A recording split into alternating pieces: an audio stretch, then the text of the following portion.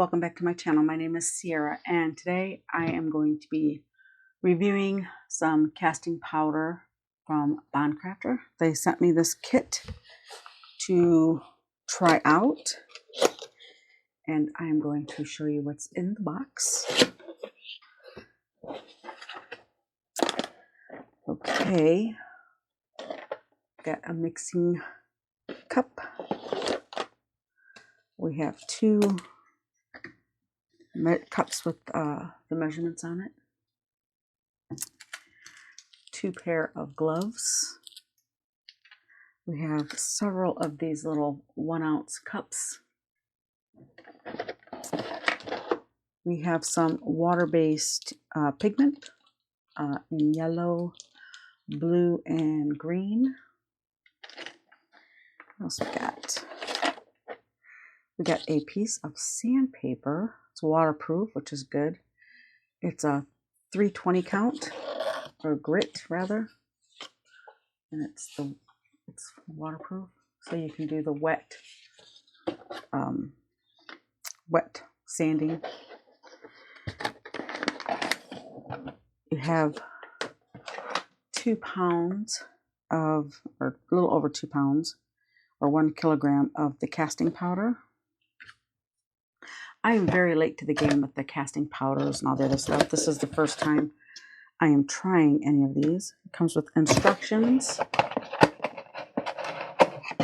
and it comes with 3 wooden stir sticks. So I am new to this stuff, and I am going to read the instructions, and as soon as I get somewhat of a working knowledge of this, I will be back and we will make something. Okay, I have 90 grams of water and 300 grams of powder. It's a 10 to 3. So if you do 100 grams of powder, 30 grams of water. I have a mold here that I want to try. I have a couple extra molds off to the side because I know this takes 8 ounces of resin. So I got the water here. I'm going to start adding this in. Like I said, I am late to the game when it comes to this stuff. So let's learn this together. Okay, so there's most of it. Let's see. I am using a wider stick that I had in my stash. Let's get all that in there. Okay. You have a few minutes to work with this. It's family friendly. It's non-toxic. It's white, which is nice.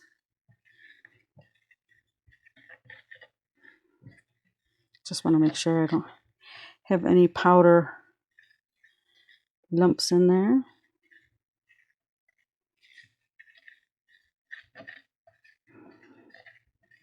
So that looks about right. Let's see. It looks like that's going to be the whole 8. Let's add some. No, I'm not going to add any color. I just want to see if I got the ratio right. So I'm going to pour this in. I'm going to go a little ways up, and then I'll start tapping it.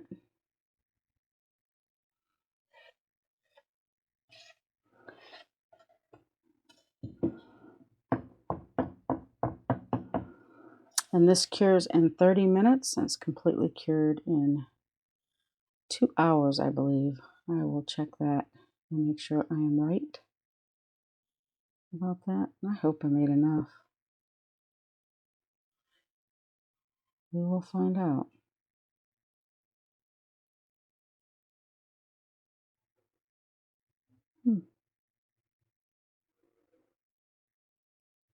So don't look like I made enough for the lid don't look like I had enough, period. So I'm going to mix up some more. I'm going to pour it in off camera, and I will be right back.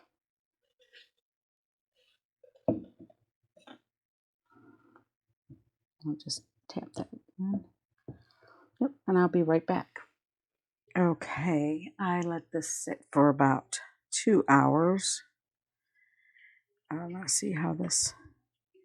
I chose this mold because it's really easy. What do I say? I chose this mold because the silicone's real soft. So I figured I wouldn't struggle as much at getting this stuff out. Since I've never worked with this, I have no idea what to expect. So this turned out really nice. Next time I'll use some color. I was just curious to see if I had my ratios right and all that good stuff. So I'm going to bring this up, and I'll have links to everything in the description box. I believe I got this mold off of Amazon. Good twist. Put your molds back so that they retain their shape like that. That is cute. That is really cute. I really like how that feels. I can feel that it's still drying. So I'm going to let it dry completely, and I'll decide what I want to do with this. Yeah, so definitely want to let it dry for overnight anyway, and then I will be back as soon as it's dry, and we'll go on to the next step. So I will be right back. Okay, here is the jar. I did finish it. Unfortunately, I forgot to hit record as I started painting it, and I was too far into it. So I thought I would just show you the finished jar and explain what I did. Okay, what I did was I took my white gesso and I put 2 coats down on the white, the unfinished surface.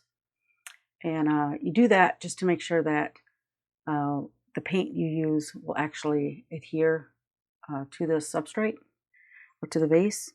And then after that, I took 3 coats, real thin coats of my blue acrylic paint, and I did that to the lid as well. And on here, I used some Testors chrome or silver paint. I used that on here.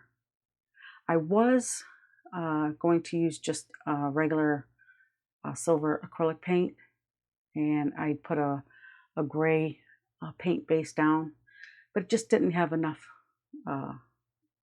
shine to it, I guess.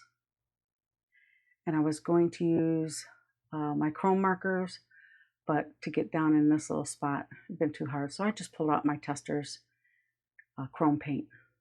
And then after it was completely dry, I let it sit, I don't know, half the day, letting it dry. And then I did 3 coats of the, what did I use? I have so many down in my garage. I used 3 coats of the Mod Podge Gloss Sealer on there, and in between each coat I let it dry for about an hour. So that is the finished vase. I love it. I love the color. I love it, love it. I want to be using that the Bond Crafter casting powder again. My oldest granddaughter, she wants to do a project with it, so be on the lookout for that. So here is my blue vase. Isn't it pretty? I really like it. If you want to make one, I'll have everything that I used in the description box. Just makes it easier for you guys, for those that want to make the stuff that I make. It just makes it easier for you guys to find what I used. If you like this video, please give me a thumbs up. If you have any questions, comments, or suggestions, please leave in a comment section down below. If you haven't subscribed, please consider subscribing. And to my subscribers, I truly appreciate you. You all have a great day and God bless. Bye!